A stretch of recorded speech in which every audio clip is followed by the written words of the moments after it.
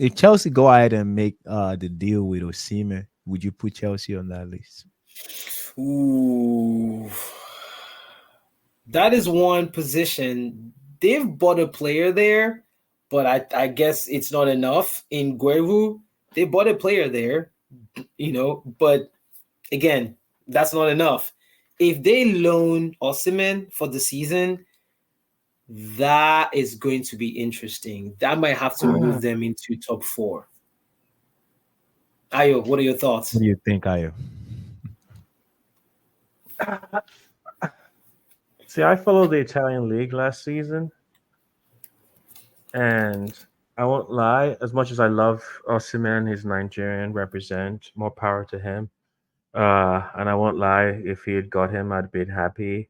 I'm not convinced by him. Is it I because don't of think. the how the Premier League is versus what he brings in, or is it Oh, just his style of play? it's. I mean, obviously, his at Napoli last season was horrible for him, but he was overwhelmed by it all. Which with the racism and all of that stuff. But it definitely seriously affected his game. I was shocked by how rattled he was because there were like two stars in the midst of all that turmoil. There was him and there was a Georgian winger. I can't remember his name. Forget his name. Kvaratskhelia? Yeah, I wouldn't even try. What's it called? And one of them was not rattled at all. One of them delivered at his normal performance, and the other one's dip and Osimhen's dip was unacceptable. And the problem with Chelsea, so Wenger was interviewed about transfers about before, like a few years before he left, and he says you can't integrate more than three players into your starting lineup at any given system because it hurts the dynamics and the cohesion. When you look at a lot of top teams and the top projects, they don't do it over a season. They don't do it over two. They have a roadmap and they work because sometimes you just have to watch and see. You can't tell. Just because a player is skilled doesn't mean he's suitable for your style. It doesn't mean that he's suitable for the cohesion of the dressing room, for that sense of That's true. camaraderie, that shared of shared purpose, or he's going to build any connection to the fan base, to the city, or resiliency. Because like at certain points, like what I love about Arsenal, why I feel so settled about Arsenal this season, is that they are mentally ready. Mhm. Like more than anything, that's the thing that I'm 100% sure of. They will die for each other, they will kill for each other, and they will do anything to win, and they won't fight. They won't stop fighting. What's it called? To the last second. I don't see anybody in this entire like world or team that's going to sit up there and is going to intimidate them into submission. And Chelsea are easily rattled.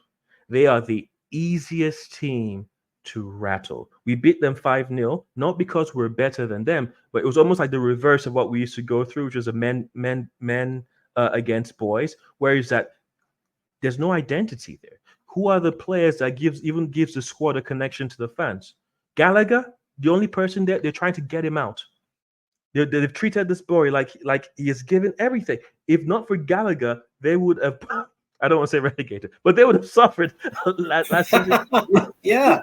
because the Yeah, it entirety was of him and your press, Caicedo. It was him and yeah, Caicedo that controlled the, the midfield the second entirety half of of the your season. press was built on his shoulders, on his industry, and they treated him like that. How do you think the other players?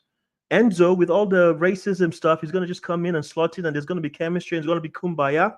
Like it's just so much there. Like this is not a team, but most damning is that there's too many players for the coach to make a smart decision. Whenever 100%. I remember that January with Graham Porter, I was actually feeling they were actually starting to make improvements.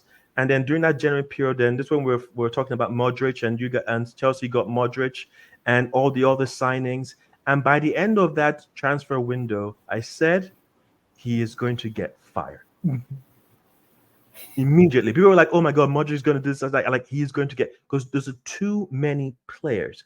Who is the consistent starting 11? Where is the hierarchy in this team? Like, are they going to be fighting over penalties? They're still going to be fighting over penalties. They're still going to be like, they're still going to be blaming each other. Like, there's no cohesion. And with that, I think like the top 9 teams, mm, they will punish them. They will punish Wow. them. Like you put them against Wow. Aston Villa, and you give this kind of topsy turvy. What's it called? What's going on here? Mm. I think we're gonna be shocked by what's it called. The only thing I will give them is last season, some of the people that they bought to be starters were not fit. And Kuku wasn't fit. What's it called? Chukwueze took a second to come in. Uh, maybe Fofana in Lavia. the defense, right? And so having those guys coming, I'm not sure Lavia is the one, but maybe Lavia. What's it called?